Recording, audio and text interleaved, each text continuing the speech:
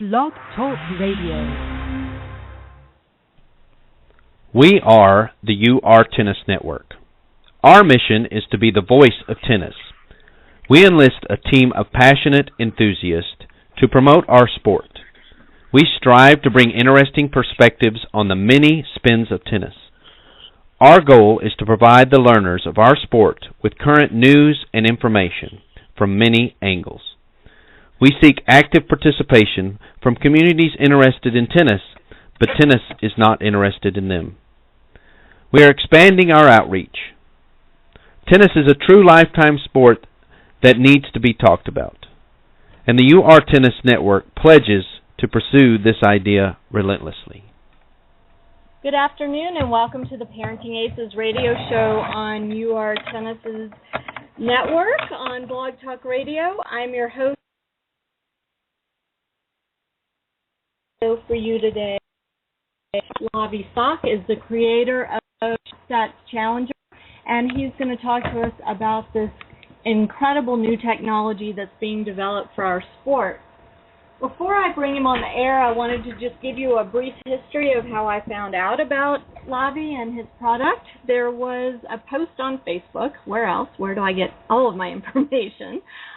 Linking to the ShotStats Challenger Kickstarter page. And I went online and took a look at it and was really intrigued and reached out to Lavie because it turns out he has been living in Atlanta. And so we have a lot of connections in common here, and he thankfully agreed to come on the show and talk with us about his creation and how he got started in tennis. So let me bring Lavie on the line. Lavie, are you with us? Yeah, how's it going? Good. We had a few technical glitches there for a minute, but I'm glad to have you online, and let's jump right in. Before we go any further, I would love for you to give my listeners just a brief rundown of your background, how you came to the game of tennis, and how you came up with the idea of technology in tennis. Okay, sure. So I guess it started out when I was pretty young. My parents first put me in soccer. I didn't really like that game too much, actually, so I found myself an old racket and a wall and started hitting. Really enjoyed it. And then started playing quite a bit. Had a bit of coaching, especially during my high school years, and got pretty good in the junior ranks. I decided then to go to the University of Virginia. I couldn't actually play tennis there. I wasn't good enough. But I always kept with me, and I started to learn how to become a coach. And I started my coaching career during college then, and then continued coaching until now, really, when I found the ShotStats. And how I found the ShotStats was in Australia. It's called Lavie. One in particular was very, very. He really wanted to know how fast he was swinging. He would just constantly ask me that.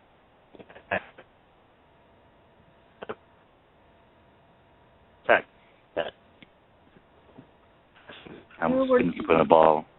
We're losing you a bit, Lavie. I don't know if it's the weather or what's going on, but you're breaking up just a tad. Oh, okay. Let me see.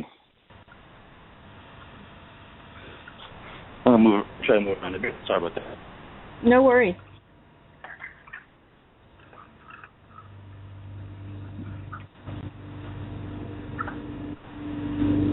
Are you with us?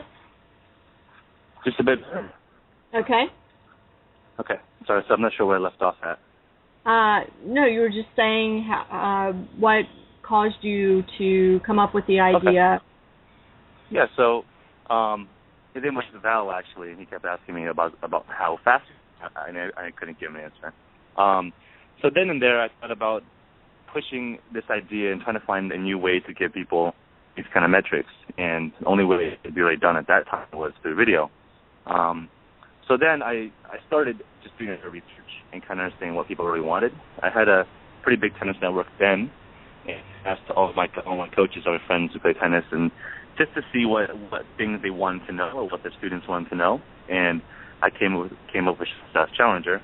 I guess the next thing is where do we put that device, right?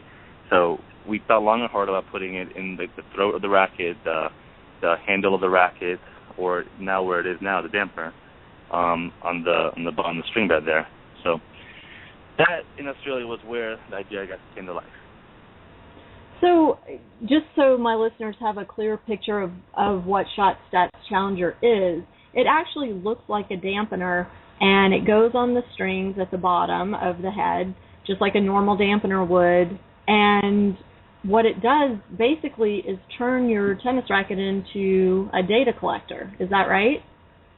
Yeah, so just like a dampener, it feels just like a damper also, but the cool thing is it has a screen on it. And after you swing, you see stats like how fast the racket head was, you see the amount of spin you apply on the ball directly on directly on the screen of the Challenger. And then after you're done playing, you actually sync that device to a phone or a hitter, and you can see more data, things like where you hit the ball on the string bed or a number of forehands versus backhands. Yeah. And so because my target audience is parents of junior tennis players, talk about how Challenger can be used as a junior development tool. Yeah, it's great because this is the first time data has been really collected and where a junior can have a base of their performance. This is part of the fact that you can see improvement and the junior can see improvement, and that's a great motivating tool because everyone has iPads and iPhones and they see all these numbers and things on screen. It just really brings it really does, I think, identify this improvement. Right, and one of the challenges that I've had in the past with data collection, whether it's been apps on my phone or me tracking stats by hand when I'm watching my son play, is understanding what the stats are telling me and knowing how to analyze that information and then translate it into something useful for my son or for his coach. So can you maybe give us a little tutorial on what the specific information is that Challenger is capturing, and when we look at that information, what we should be looking for in terms of coaching opportunities or development opportunities? Definitely. So there's some really cool applications to Challenger. This comes from my coaching experience, where one feature called audible feedback allows a coach or a player to input a certain head speed or a certain spin threshold that needs to be met. So I'm coaching little Johnny, and I know that on his forehand he gets a bit nervous towards the end of matches. And one of those key indicators of nerves is a lower racket head speed. When he reduces that racket head speed, I can tell that he's losing a bit of the device can actually sense that and tell Johnny that his speed is going down, he needs to up it a bit. So that's an application of it. Another application is allowing the players to actually track the location. So where this plays is where you can see different parts of the string when the ball hits the racket. That is something coaches can use quite easily, and to tell how they're hitting, especially the stance and things, and see a big difference quickly on the actual app itself. So it's all that instant change in time, I guess. And so we know there's been some kind of controversy over the use of Google Glass on the court, and whether it's considered coaching to have Google Glass on while you're playing a match. Have you all come up against anything with USTA or ITF regarding the use of Challenger on the racket during match play? Yes, I've read some articles in the ITF in that you're not allowed to have anything that can provide feedback, but you can collect data. So knowing that, we made Challenger to turn those kind of feedback features off, but still record, and then to your phone, computer afterwards, and then upload that data and then view your stats. That being said, I actually had a conversation with the director at the NTC, the National Tennis Center in New York, about the use of technology in USTA. He pretty much told me that they only follow the ITF regulations, so then Challenger still could be used there also. Interesting. And So you've mentioned that the Challenger can capture spin, it can capture racket head speed. Are there other features that you're contemplating adding in the future, or are there other features that it includes that I'm missing?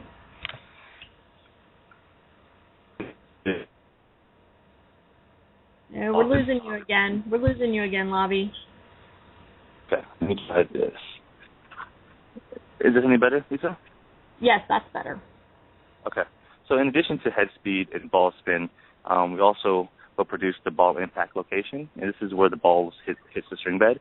And you can see sort of a heat map of where your sweet spot is and where you actually are hitting the ball. In addition to that, you get the number of forehands versus backhands versus topspin, slices, flat balls.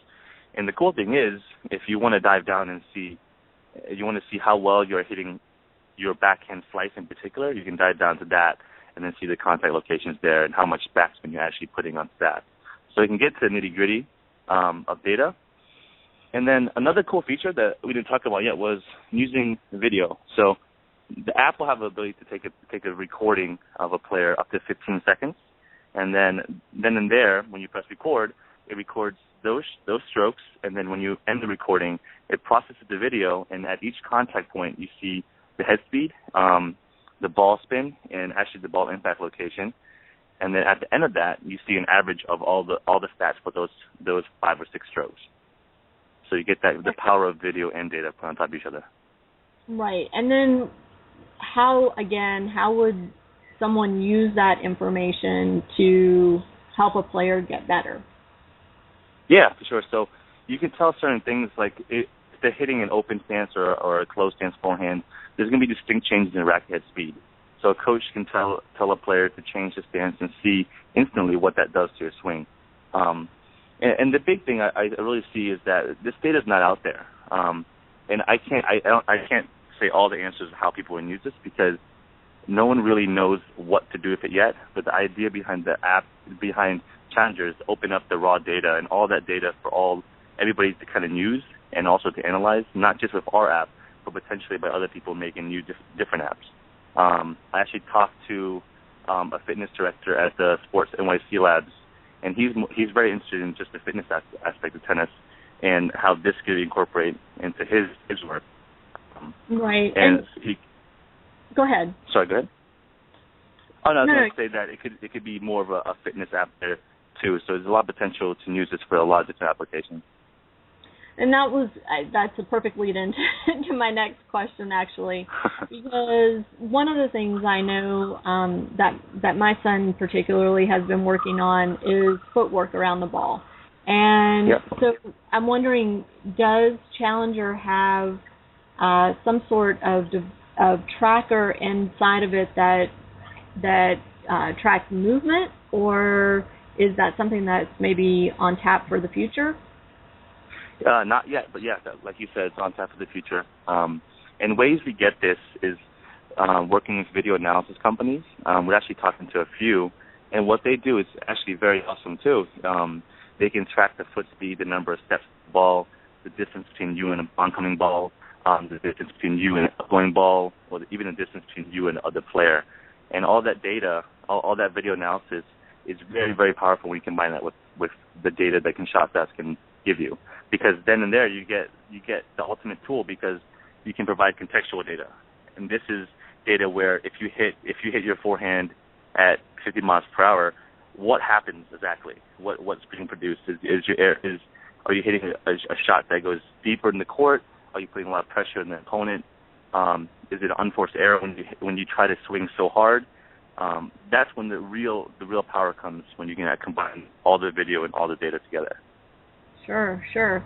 So maybe you could walk us through a typical lesson where a coach is on court with a junior player who has Challenger positioned in his or her racket, and talk about how the coach might structure the lesson so that they can take maximum advantage of the data that Challenger is giving them.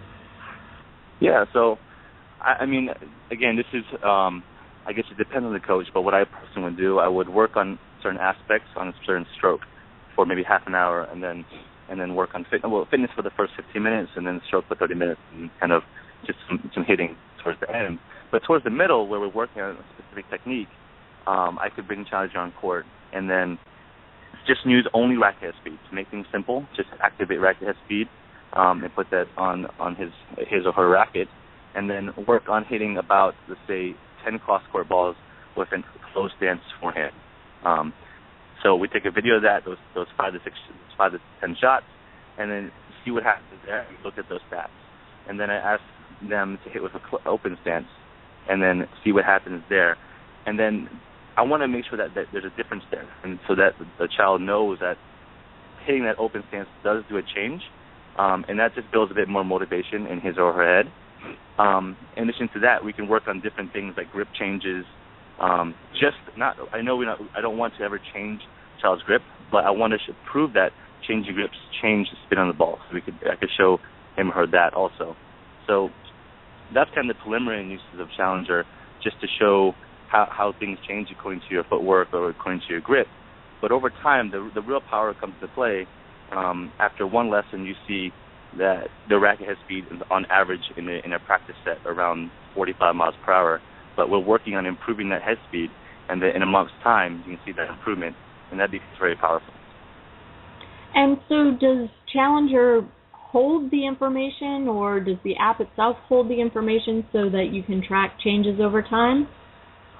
Yeah, so Challenger holds up to 4 hours of data, and then after that, you have to sync out Challenger to your profile on your app or your computer, because every player and coach has a profile on them where the players can keep track of all their stats over years, more than years too.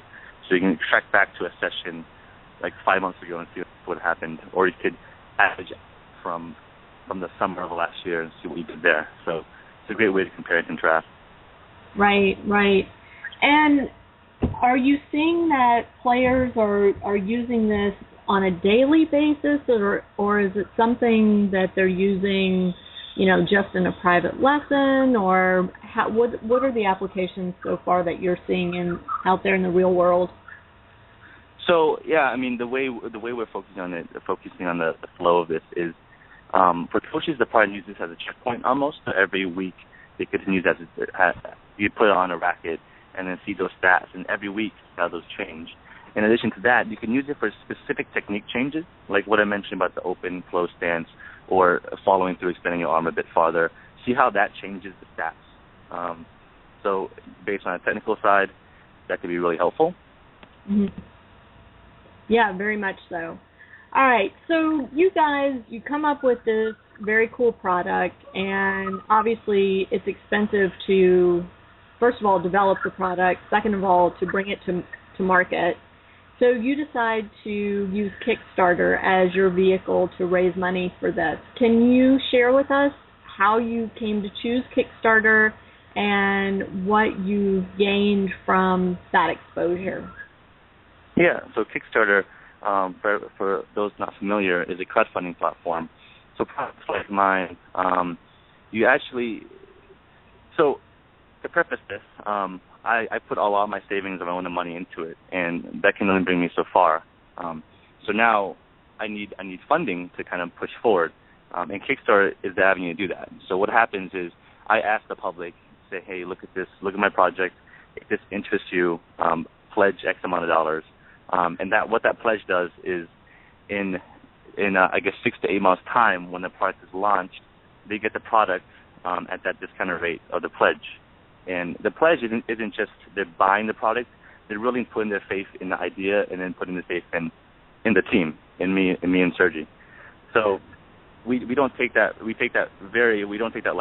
That's very important to us. And another thing we want to use Kickstarter for is also the people who are willing to back us now are people who really believe in us. So you want their feedback, and at the moment, as we're still developing and refining, we still can take that feedback and use those changes. So it's a great way to not only fund our project, but also to get great feedback from everybody. Yeah, I was actually on your Kickstarter site before we went on the air today and was reading through some of the comments, and I found it very interesting. One comment that jumped out at me was from a woman who said that she found you on Kickstarter and it rekindled her desire to play tennis. She hadn't played in years, and now all of a sudden she's back in the game. And I thought that was really cool. And, you know, as a player yourself, I'm just wondering, do stories like that hit home for you, or, you know, is that something you take a lot of pride in? It's amazing. Like, the thing is with me, like, I really am a lover of tennis. It started when I was young, and it just always stuck with me. I was a consultant for a while and always just gravitated back towards tennis. When I hear that I'm doing something to kind of push tennis back into people's lives, that's amazing. And then one thing I do want to share too is kind of on the same note. Tennis isn't just, I think, a sport, but a great development tool. And what I mean by that is, I went to Cambodia about a year and a half ago to shoot a documentary about kind of the resurgence of tennis there in Cambodia after the wars. And what I saw was just amazing and extremely humbling. Just to put it in a bit of perspective, they have a successful Davis Cup team who was in Group 3, and they won it. They won Group 4 and swept the field last year. And all they had was 30 courts in the entire country. And wow. In the facility we have 29 courts in that one facility. So it just shows that tennis can do a lot of things, and I've never seen such motivation that I've seen in the kids in Cambodia. I helped coach a bit there, and it was just amazing. And for me to develop this tool, hopefully that can get around the world and really help players and coaches all over the place just grow tennis and grow opportunities for people. What's the time frame on getting Challenger into the market? Yeah. Say that again? What is the time frame for getting Challenger into the market? Yeah, so we're still in R&D and refining it right now. And we're aiming for a January 15th around the Australian Open timeframe to launch Challenger. First and foremost, the people who back us will get the product first, and that is our number one priority, to help the people that helped us the most. And after that, the launch will happen then, but the shipping of the Challenger would happen in January, and then prior to the actual launch would be a couple months after that. And do you have any idea what the retail price will be yet? Yeah, so the retail price would be between $175 to $200. On Kickstarter now it's $150, and I think we just ran out of early birds at $125. And once you purchase Challenger, it can be moved racket to racket, right? It's not permanent in your racket. And that's another thing about it, kind of accessibility. Like, we want Challenger to be shared. Everything we do is promote sharing. Like, it's easily latched from one racket to another. The app is easily switched from one profile to another. So you can actually change. Like, if you have two players, move from one racket to the other, and then just simply change profiles. And there you go. You can track stats back to that profile.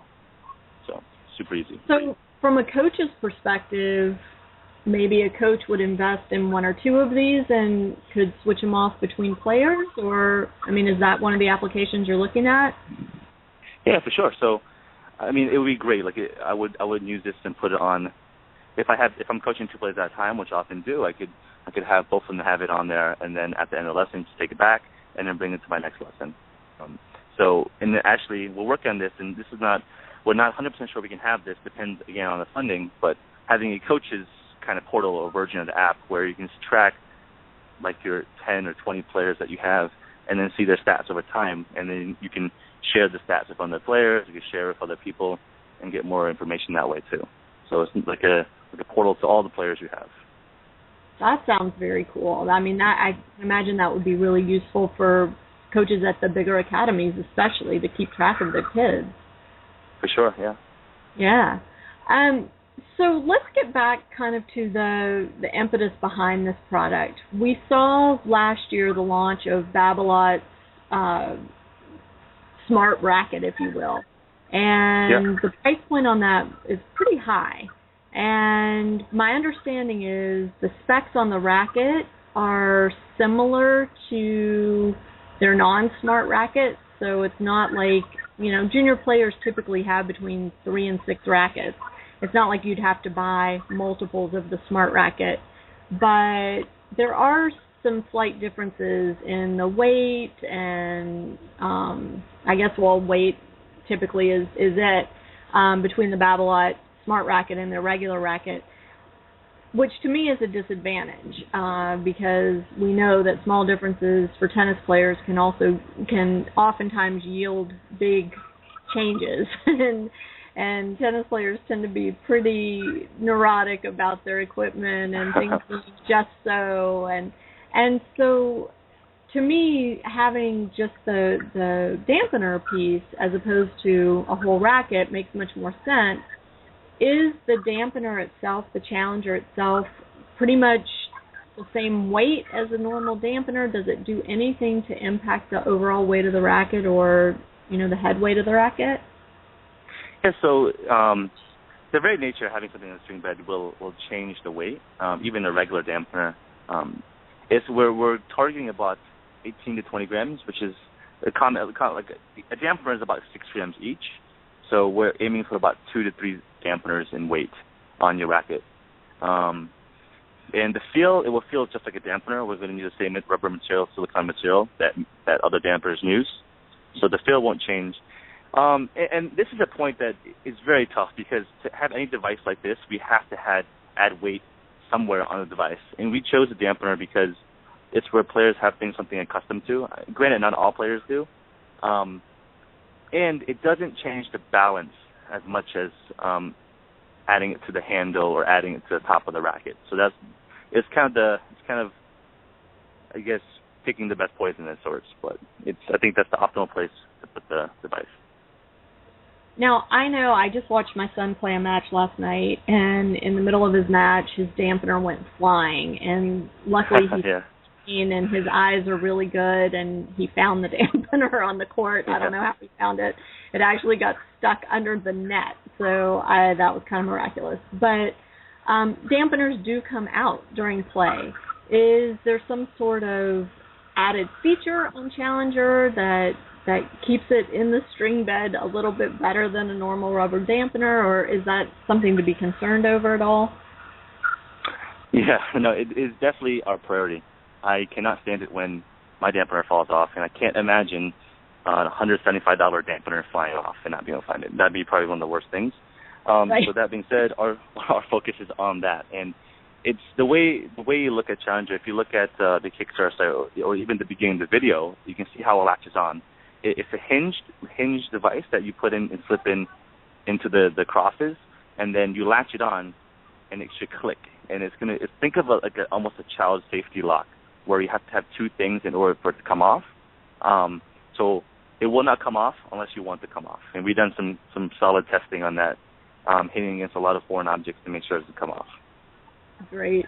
And is there going to be a warranty of any type on it? I mean, I'm sure y'all have done the test where you've had things impact it, and but I guess if a ball's coming at it 75 miles an hour, it can withstand that impact, I'm sure.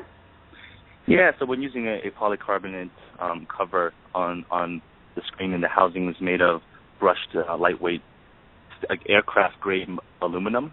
So it's going to be pretty strong. That being said, I mean, we're going to offer a 1-year warranty in addition to that too. So yeah.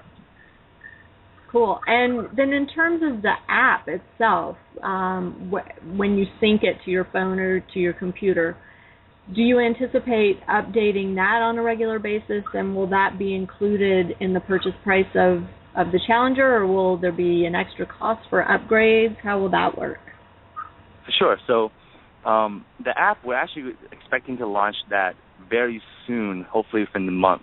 That being said, the app is just going to have the social aspects, where it's almost the Instagram of tennis, where you can share certain videos, media, pictures about your game to other people in your tennis community, that they can follow you can follow them. That's a small part of the app going forward, but when the app does come out, it's going to be fully free, and we definitely do want to make all the updates for the version Challenger for free. I mean, again, like everyone who buys Challenger, they're putting their faith in us, and this is the first product, and we want to repay them. So any further updates we have, even on the device or the application, will be free until the next model. Very cool. And so let's go back to your Kickstarter campaign and tell us how it's going so far, and how can people participate if they choose to. Yeah, so it's taking the trend of the typical successful Kickstarter campaign, where the first 24 to 48 hours you meet about a third of your goal. And our goal is about $75,000. So the first 24 hours or so, we hit about 22,000, which was great. I mean, we were so happy and stoked to see that. And now it's sort of beginning to plateau a bit. The momentum is going down a bit. So we're at 55,000, and we have about three and a half weeks to go to reach $75,000. If we don't reach $75,000, we actually don't get the funding, and everyone gets the money back, money returned. But once we do get that $75,000, we can look at getting stretch goals. And stretch goals are things that, say we're able to get $150,000. That means we have enough money to do other cool things, like, for example, the coaching portal. So there's a benefit to the more money we get, the more features we can bring to everybody. And also, if you want to participate, you can go to our website, www.shot-stats.com, or go to Kickstarter.com and search tennis or even shot stats, and we should come up. You can take a look at the video. We made it quite entertaining, at least, and it's pretty informative. So definitely check that out. And if you want to back us, you just have to. It's the same payment method as Amazon.com. And again, any questions you have, you can ask me any questions through Kickstarter too. And so you guys have different levels of backing, and I mean it ranges from, I think, $5 on up. Yeah. So. Yeah. And there are different quote awards for backing at the various levels. Can you share with us what the options are there? Sure. So a backing of $5 gets you just a rubber shot stats dampener, a regular dampener, no electronics or anything in it. But I mean, it's something to have on your racket, and also shows your support. The next level up is a shot stats shirt, and right now our designer's designing 4 of them, and when he's done with that, we'll actually release it to everybody to pick the design that they like the best. And then up from that, we had our early bird specials of $125. Unfortunately, those I think all ran out in the first 20 hours or so. But the next level up is $150 for the Challenger device. Every Challenger comes with a dampener, and then you can also do combo packages of a Challenger plus a shirt. And if you're feeling especially like if you want to help out, we have some top tier packages that range from $3,000, $5,000, $10,000, and these offer tickets to Grand Slams, offer hits with professional ATP WTA players, and coaching sessions by ATP WTA coaches.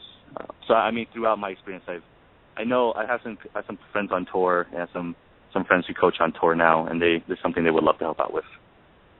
That's really cool, and I swear the more I hear about what you're doing, and I've talked to other entrepreneurs that are using social media to get their ideas funded and into the marketplace, it just blows my mind at the creativity that you guys have. And I think it's so cool that you found a way to turn your passion for this sport into a way to make a living, even though, as you said at the beginning, you knew that Division I college tennis wasn't in the game plan for you. You weren't at that level, but you found a way to stay with the sport and earn a living. And I think that's something that's really important for parents to hear. We spend a lot of time and a lot of money on our children's junior tennis development, and not every kid is destined for Division I full scholarship to college tennis, nor is every kid destined to play professionally and make their living that way. But there's so many other ways to tie your love for tennis into a productive, financially sound lifestyle, and it sounds like you've found one of those for yourself, or actually created one for yourself. I was going to say, can you share with us a little bit more about how you were able to, get the people together to actually research and develop this product, to get the electronics, the actual parts to know how to do that, to have the design team, all of that, and now pulling in your connections on the tour. I mean, it's a pretty extensive network that you've built. Yeah. It's one thing to add to the previous comment, too. Like, it was one of the toughest things for me to say that coming out of high school, not to do Division II or Division III, because I couldn't get to – I wanted to go to Virginia, but they had pretty much one of the best D1 programs. But that was one of the toughest decisions I made. But ultimately, I guess it was the advice of my parents, really, that I should go to Virginia, I guess my dream school. And I guess it worked out, like you said. That being said, like now, with Shot Stats Challenger, it's the one thing as an entrepreneur that I've realized, I think that people need to realize sooner than later, is that you don't know everything. You need to know that the things you don't know, you need to know them well. I came from an engineering background. I did my design degree I did design school for graduate school. But I knew my skills weren't necessary in engineering. And I didn't want to just hire somebody on the technology side to build Challenger, to help build a Challenger. But I knew I needed somebody on the team, someone who's a partner. So I looked, I found through my networks a mutual friend through Virginia, and he had a very talented engineer out of Georgia Tech, and his name is Sergi, and I brought him on initially as a contractor to see to see what he thinks if we're a good fit, and ultimately he became a very good fit. So became partners in the company. That being said, it's all about using the resources around you. Designers I found, engineers I found, are all pretty much through online or people I've talked to. So I never really underestimate who I can talk to, because everyone knows somebody to help you. So it's been a good journey. I've met some awesome people along the way, and people have been very, very helpful. Great. So. One message that keeps cropping up when I talk to people of all ages that are involved in tennis is the relationships that you have the opportunity to make through this sport. And it sounds like you've really capitalized on that. How did you get to that place where you felt comfortable reaching out to people and saying, hey, I love tennis, you love tennis, I have this really cool idea, do you want to be involved? Yeah, I mean, it's just sharing an idea. I mean, I guess I'm a fairly extroverted person, but if I go to tennis courts, I love talking to people, just meeting new people there. But particularly for Shot Stats, I've got a lot of people who reached out to me, either through email or Facebook, just saying, hey, cool idea. I wish I could help out. I wish I could do something similar like this. I love tennis. And honestly, those are probably the most enjoyable meetings I have.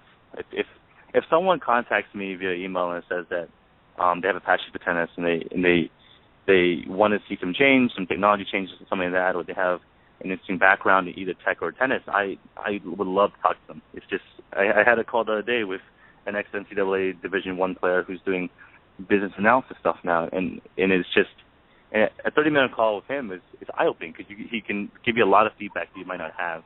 And again, it comes down to the fact that you need to know what you don't know, and know that people are generally there to help if you want to actually ask. So I always just say, just go to people and talk to them. Makes it easier.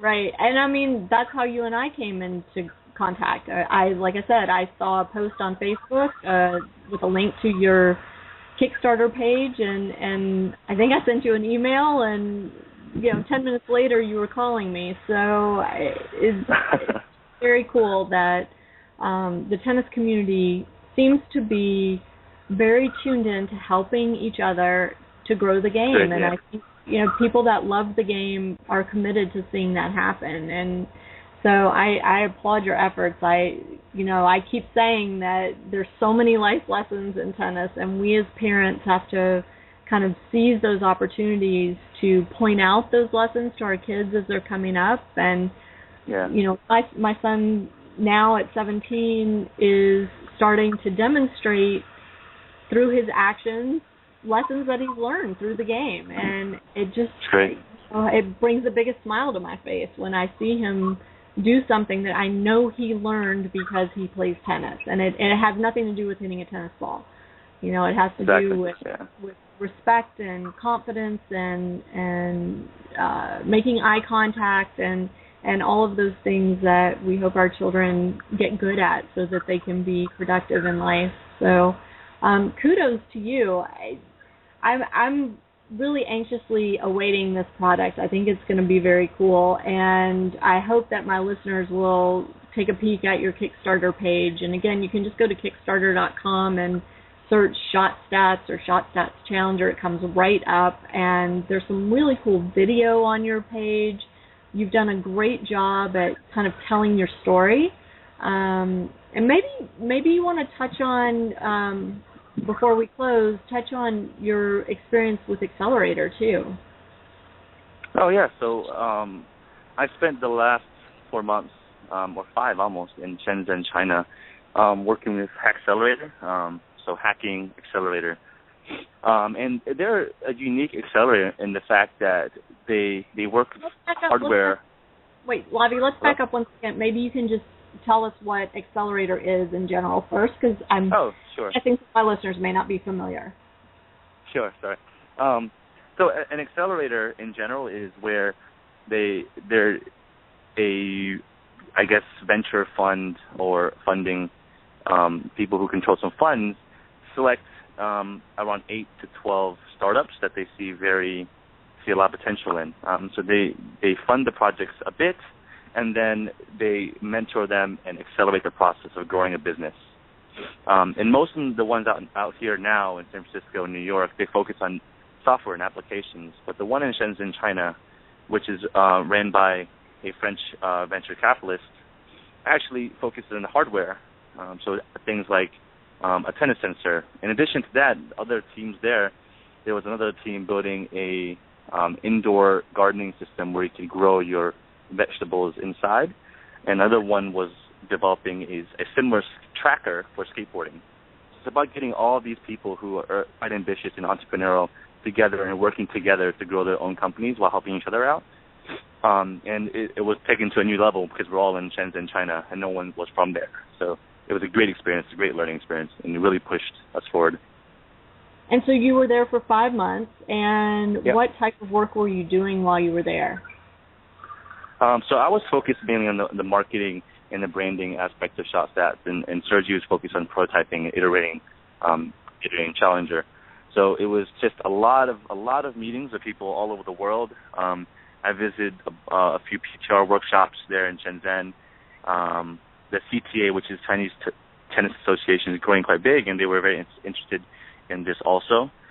It's just almost 4 months of just a lot of networking, a lot of learning, a lot of business modeling, and things like that. So it was a good experience. And so now that you're back, what is the next step? Obviously, you're still trying to get the funds in place, but then what? Yep. So the next steps are, if we get the funding, that's going to really push us forward and allow us to bring on about 1 or 2 other people. What our needs are, we're going to get somebody who's super specialized in firmware and algorithms development, and what that really means is someone who's very good at math and physics to make sure the statistics, the stats are very accurate, and can be output at a reasonable time, a quick enough right after a swing, and then just lots of prototyping, iterating, and testing. So I'm pretty much one of the main testers. Have some other people who help test the device, hitting it, stress testing, make sure it doesn't fly off, using high-speed videos to compare and contrast stats and things like that. So there's a lot of work ahead of us, but I think with the proper funding, we can get it done for sure. Well, I'm pretty confident that in saying that if you need additional testers, I'm guessing I have plenty of listeners with kids who would be more than happy to put a Challenger on their racket and for sure. what it can do, but including my kid. But I think it's just, the more information we can give, I think it's great, and it helps us all improve. My biggest concern, I guess, is, like I said at the beginning, I'm not really good at taking the data and knowing what to do with it. So Yep. I'll be interested in, kind of watching your website grow and the kind of the back end educational piece behind all of it. Just as a layperson, I think that will be a big challenge. And then, hopefully you guys will be presenting at like the USPTA conventions and things like that, so that can help the coaches understand all the applications of the product and how they can use it with their players. Yep. And it's so on the point you made about what to do with the data. So once that data is kind of out there and people are sort of familiar with it, then I want to work with more coaches to develop kind of reference guides or even like lesson plans according to what challenges can give you. And that it's so much potential there, because this is data that hasn't really been presented before, and it's like almost it's a blank slate of what can we do with this data, how can we learn from it, and then things like even seeing the progression of the next Federer. If he was able to track from the point he was a 4-year-old on to the point where he's a 25-year-old and see those stats in time, and that's almost the perfect kind of swing baseline for any other junior to play that's kind of track. So it's just getting this big data aspect of tennis, tennis swing data that hasn't been out there before. So there's a lot of potential around that, and it's about education within tennis. Yeah, it sounds very, very cool. So again, your website is shot-stats.com, or they can go to Kickstarter.com and search Shot Stats or search tennis or search Challenger, and your page will come up. And again, I want to urge my listeners to really take a peek at this, because I think this is where tennis is headed. I can't tell you how many people I've come across in the last month who are committed to this sort of data collection and data analysis, but bringing it to the private sector, and not just having it available on the Pro Tour at the major tournaments, but having people like you and me able to track our information. I think it's so cool. Yeah. So thank you for being with us today. Best of luck with your project, and look for me as a contributor. I will be there. Okay. Thank you so much, Lisa. Thank you, everybody. Thanks. Have a great week.